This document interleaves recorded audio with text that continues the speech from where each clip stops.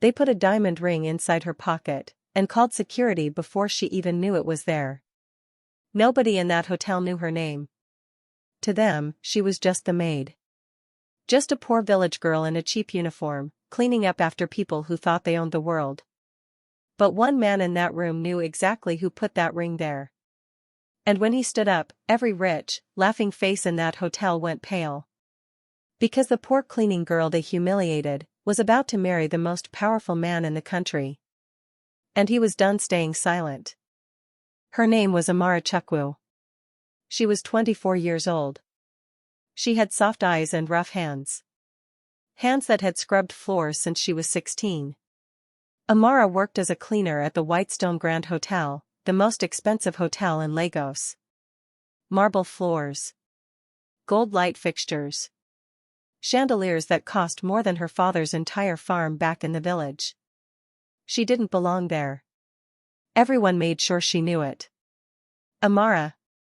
You missed a spot, the head housekeeper barked, pointing at a floor that was already spotless. Yes, Ma. Sorry, Ma, Amara said quietly, and got back on her knees. She never argued. She never complained. Complaining was a luxury for people who had somewhere else to go. Amara didn't have anywhere else. Her mother was sick back home. Her little brother needed school fees. This job, this humiliating, exhausting job, was the only thing standing between her family and starvation. Every morning, she woke up before the sun. She walked 40 minutes to catch a bus because she couldn't afford 2 rides. She wore the same faded shoes for 3 years, taping the sole when it tore. And every day, the rich guests looked straight through her. Like she was furniture. Like she was nothing. This is unfair, you might be thinking right now. You're right. It was. But Amara didn't know that her whole life was about to change, not because of luck, not because of magic, but because a man in a gray hoodie was about to walk into that hotel lobby, and nobody, absolutely nobody, would recognize him. His name was Kelvin Adeyemi. If you said that name in any boardroom in Lagos, in London, in Dubai, powerful men would sit up straighter. Kelvin was the owner of Adeyemi Holdings, oil, real estate, 3 private airlines, and yes, he quietly owned the Whitestone Grand Hotel too, through a company nobody connected to his face. But that day, Kelvin wasn't wearing a suit. He wore a plain gray hoodie, worn jeans, and old sneakers. No bodyguards in sight. No driver waiting outside. He did this on purpose.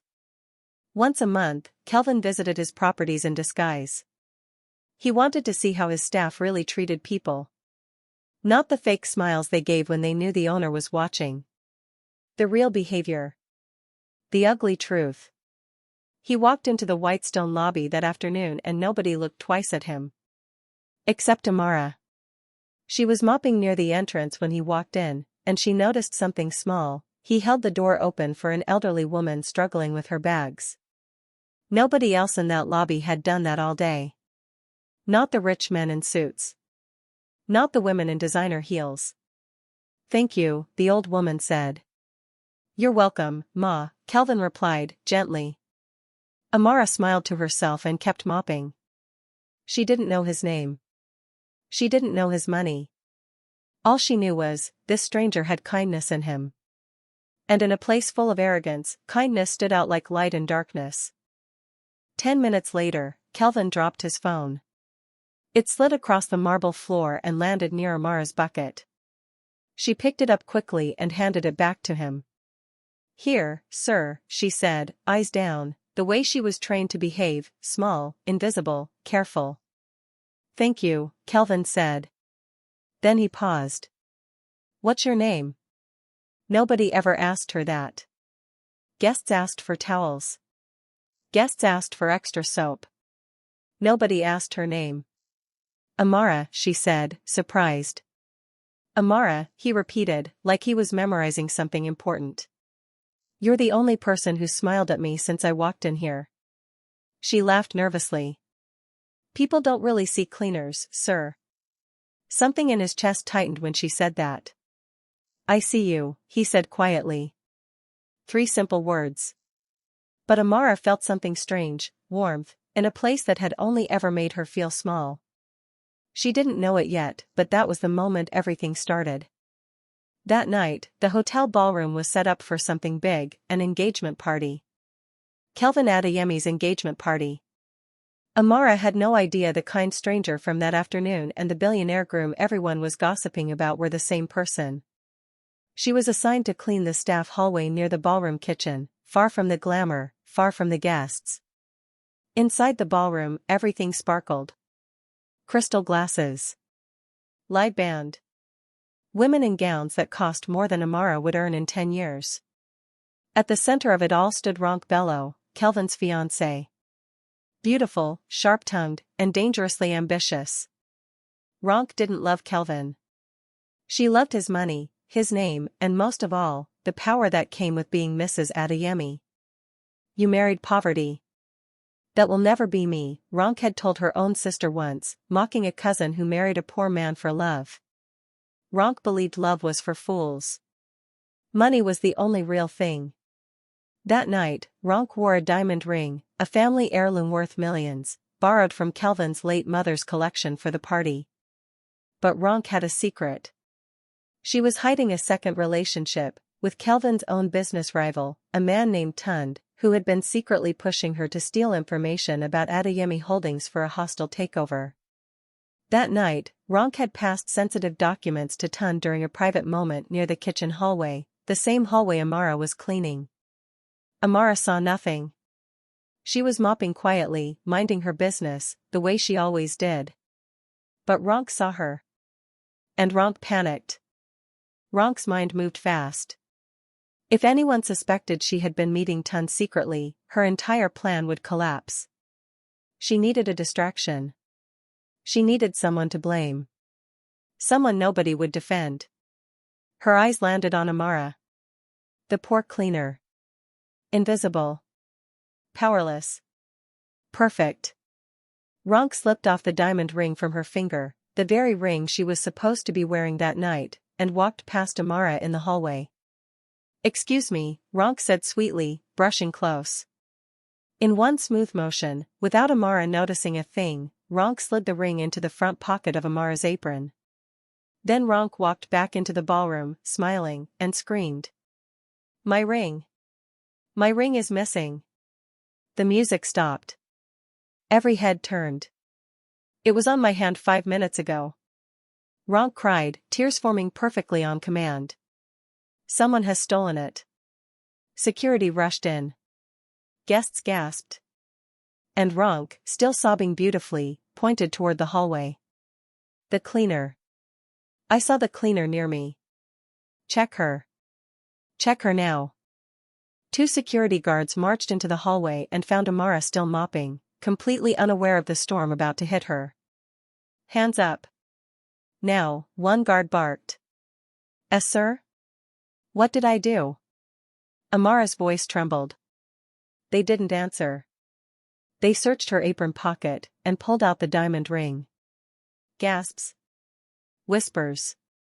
The entire ballroom crowd had followed the guards into the hallway to watch. I didn't do this, Amara said, her voice cracking. I don't know how that got there. I swear on my mother's life, I didn't take anything. Liar, Ronk spat, pointing dramatically. You people always steal. Give you a small job and you think you can touch what doesn't belong to you. The crowd murmured in agreement. Nobody defended her.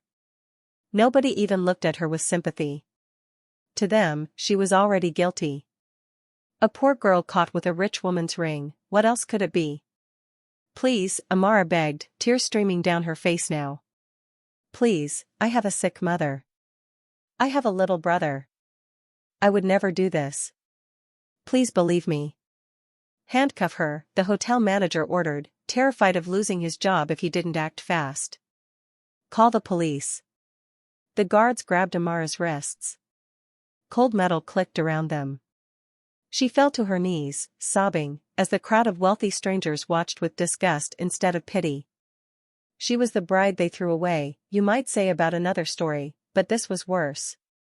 Amara wasn't even given the dignity of being believed. And then, from the ballroom entrance, a voice cut through the noise like thunder.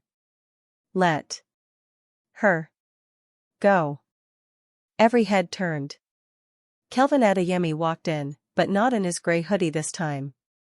He wore his black tailored suit, the one from his own engagement portraits hanging in that very hotel lobby. The crowd froze. Mr. Adeyemi, the hotel manager stammered, face draining of color. I said, Kelvin repeated, voice shaking with barely controlled anger, let her go. Now. The guards released Amara instantly, stepping back like they'd touched fire. Amara looked up, confused, tears still falling, and recognized him. The kind stranger from the afternoon. The one who said I see you. He was the groom. He was the billionaire. He was the owner of this entire hotel. Ronk's face went pale. Kelvin, baby, she stole my ring, I saw her. Stop lying, Kelvin said coldly. I was standing outside that hallway for the last 2 minutes. I saw everything on the hallway camera feed on my phone before I even walked in. I saw you slip that ring into her pocket, Ronk. Gasps exploded through the crowd. You called him a gatekeeper, Kelvin said, turning slowly to the hotel manager, who had once mocked a hoodie-wearing nobody earlier that day without knowing who he was talking to. Now you stand inside his hotel. The manager's legs nearly gave out. And you, Kelvin turned back to Ronk, you didn't just try to frame an innocent woman tonight. My security team already flagged unusual data transfers from your laptop to Tunbekir's private server. Confidential Adeyemi Holdings files. You've been feeding information to my competitor for months. The crowd erupted into chaos. Whispers. Shock. Someone dropped a champagne glass. Kelvin, I can explain, Ronk started. Don't, he said. Security, escort Miss Bello out. And call my legal team. Now. 2 guards who, minutes ago, had handcuffed an innocent maid, now grabbed the arms of the woman they had believed without question. The engagement was over. The lie was over. But for Amara, still on her knees on the cold marble floor, wrists raw from the handcuffs, this wasn't a happy ending yet. It was just the beginning of something much harder, trust. Kelvin knelt down beside Amara and gently removed the handcuffs himself. I'm so sorry, he said softly. I should have said something the moment I saw you being dragged in here. Amara pulled her wrists back, standing up shakily, refusing his hand. I don't need your pity, sir, she said, voice trembling but proud. I need my job. I need to go home. I need to forget this ever happened. Amara. You knew, she said, tears falling freely now. You were standing there. You watched them put handcuffs on me before you decided to speak. Do you know how that felt? To see the only kind face in this whole building, just stand there? Kelvin's jaw tightened. She was right, and it hurt more than any business betrayal ever could. I was confirming the camera footage so no one could deny the truth later, he said quietly. I needed proof, not just my word, because people like you are never believed on word alone. I wanted them to see it with their own eyes so nobody could ever call you a thief again. Amara stared at him, breathing hard, anger and confusion fighting inside her chest. That's not good enough, she whispered. Not tonight.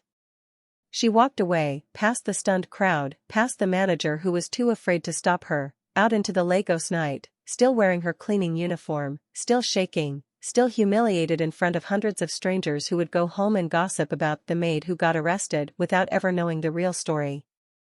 3 days passed. Amara didn't return to work. She couldn't face that hotel again. She sat in her small one-room apartment, holding her sick mother's hand over a video call, promising everything was fine, hiding the fear that she had lost her only source of income. A knock came at her door. She opened it, expecting a neighbor. It was Kelvin. Alone. No suit. No bodyguards. Just the gray hoodie from the day they first met. How did you find my house? She asked, startled. It wasn't hard, he admitted. But I promise you, I'm not here to disturb your peace. I'm here because I owe you something I can't say in a hallway or a hotel lobby. She crossed her arms, guarded. Say it, then. I'm sorry, Kelvin said, and his voice cracked slightly, something rare for a man used to controlling every room he entered. I built an empire protecting my business, protecting my name, protecting my money. But that night, I almost let you carry the weight of someone else's lie because I was busy being careful instead of being brave. Amara's eyes filled with tears again, but this time, they were different tears. You said you saw me, she said quietly. That afternoon, remember? You said, I see you. But that night, when it mattered most, I needed you to see me faster. I know, Kelvin said. And I will spend as long as it takes to earn back the 2 minutes I lost. Kelvin didn't try to buy her forgiveness with money. He knew that would insult her more than help her. Instead, he did something simpler. He came back the next day. And the next. Sometimes just to sit outside her apartment building with a bag of food for her mother. Sometimes just to ask, how is your brother's school project going? Slowly, carefully, Amara let her guard down, not because he was rich, but because he showed up, again and again, without demanding anything in return. You could have any woman in this country, she said to him one evening, sitting on the small bench outside her compound. Why are you here, wasting your time on someone the whole city thinks is a thief? Because the whole city is wrong, Kelvin said simply. And because for the first time in years, someone looked at me and didn't see my money. You looked at a stranger in a hoodie and you smiled. That's rare, Amara. That's rarer than diamonds. She laughed softly, the first real laugh since that terrible night. Money changes people, she said. I've seen it happen. I don't want it to change you. Then stay close, he said. And remind me who I am every single day. 2 weeks later, Kelvin called a press conference at the Whitestone Grand Hotel, the same ballroom where Amara had been humiliated. Reporters filled the room. Cameras flashed. 2 weeks ago, Kelvin announced, an innocent woman was handcuffed in this very room for a crime she did not commit. She was accused publicly, humiliated publicly, and I intend to correct that publicly. He gestured, and Amara walked in, not in a cleaning uniform this time, but in a simple, elegant dress, her head held high. Gasps rippled through the crowd. Some of the same guests from that night were present again. This is Amara Chukwu, Kelvin said. She is not a thief. She is the strongest, most honest person I have ever met. Ronk Bello has been formally charged with corporate espionage and fraud. The truth is now fully documented in public. He turned to Amara, and in front of every camera, every reporter, every wealthy guest who had once looked away from her pain, he took her hand. I also want to announce, Kelvin said, his voice steady but full of emotion, that Amara has agreed to be my wife. The room erupted, not in mockery this time, but in stunned, respectful silence, followed by applause that Amara never could have imagined receiving in that same building. Somewhere in the back, the old hotel manager who once ordered her handcuffed lowered his head in shame. That night wasn't a perfect fairy tale ending, and Kelvin never pretended it was. I still remember how it felt, Amara admitted to him later, in the quiet of his home, away from cameras. The cold metal on my wrists. The way nobody in that room believed me. I don't think that feeling ever fully goes away. It shouldn't disappear, Kelvin said gently, holding her hand. But it doesn't have to control you anymore either. I promise you, for the rest of my life, you will never have to beg anyone to believe you again. I will stand beside you first, every time. Amara rested her head on his shoulder, finally letting herself breathe. I only wanted peace, she whispered. Then peace is what I'll spend my whole life giving you, he answered. Amara's own extended family, the ones who once told her she'd never be more than a maid, the ones who mocked her for wasting her life scrubbing floors, suddenly wanted to reconnect once the news spread. Her aunt called first. Amara. My darling niece. We always believed in you. Amara let the words sit for a moment, remembering years of being ignored, years of being told she brought shame to the family by working as a cleaner. Thank you, Auntie, she said calmly. But I remember who visited me when I had nothing. And it wasn't you. She didn't say it with anger. She said it with quiet, earned strength. Kelvin, standing beside her, squeezed her hand proudly. Some people only show up for who you become. Amara had learned to recognize the difference between love and convenience.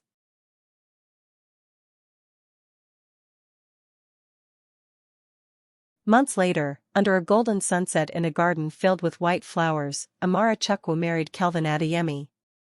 There was no bicycle mockery this time, no forced marriage, no cruel family laughing in the background. Just two people who had found each other through kindness first, wealth second. Her mother, healthy again thanks to proper treatment Kelvin had quietly arranged, sat in the front row, crying tears of joy instead of worry. Her little brother, now enrolled in one of the best schools in Lagos, stood proudly beside her as she walked down the aisle. When the priest asked if anyone objected, the entire garden stayed silent, a peaceful silence, nothing like the chaos of that engagement party months before. Kelvin looked at his bride, dressed simply and beautifully, the same soft eyes that once looked down in humility now looking straight ahead with quiet confidence. I see you, he whispered again, echoing their very first conversation. I have always seen you. And I finally believe it, Amara whispered back. She once knelt on a cold marble floor, handcuffed for a crime she never committed. Now she stands beside the man who refused to let the world silence her again. Because sometimes, the ring that changes everything, isn't stolen. It's given, with a promise, I see you. I have always seen you.